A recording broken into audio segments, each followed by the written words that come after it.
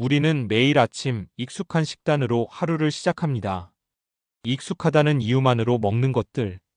그런데 이 익숙함이 당신의 장을 서서히 망가뜨리고 있을 수도 있습니다. 오늘은 당신의 장 건강을 조용히 해치는 아침 식단 5가지를 이야기하려 합니다. 단순히 이건 몸에 안 좋아요라는 말이 아니라 과학적 데이터와 의학적 근거를 바탕으로 왜 문제가 되는지 설명해 드릴게요. 그리고 무엇보다 이 영상이 끝날 때쯤에는 당신이 아침 식단을 조금은 다르게 생각하게 되길 바랍니다. 첫 번째로 김치는 대표적인 건강식품으로 잘 알려져 있습니다. 발효 과정에서 유산균이 생성되고 소화를 돕고 면역력을 높이는 효과도 있죠. 하지만 모든 발효식품이 무조건 건강한 것은 아닙니다. 김치 한 접시에는 생각보다 많은 양의 나트륨이 들어 있습니다.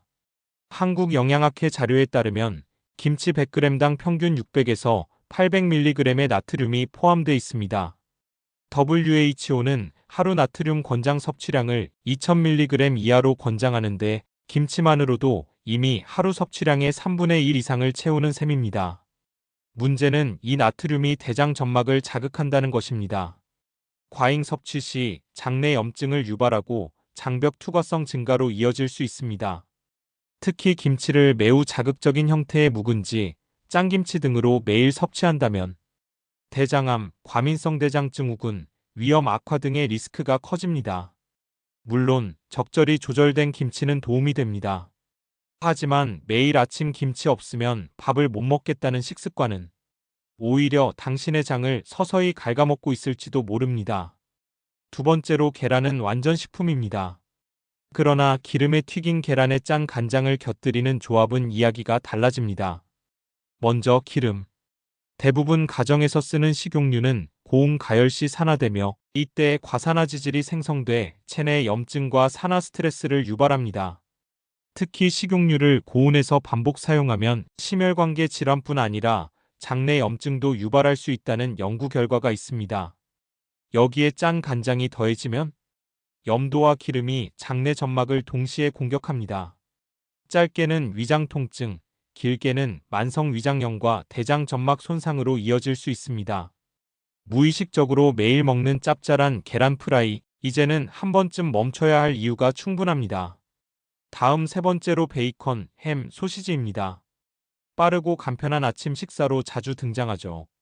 특히 아이들 아침 식단에도 많이 올라옵니다. 하지만 이들은 모두 가공육입니다.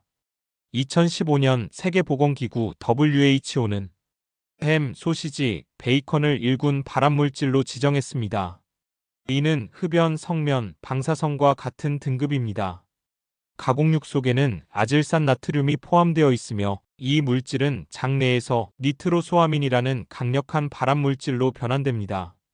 이러한 화합물은 결장암의 위험을 18% 이상 증가시킨다는 대규모 연구 결과도 있습니다. 또한 베이컨이나 소시지는 트랜스 지방과 포화 지방이 높고 염도 역시 높아 장내 유익균을 감소시키고 나쁜 균의 증식 환경을 만듭니다.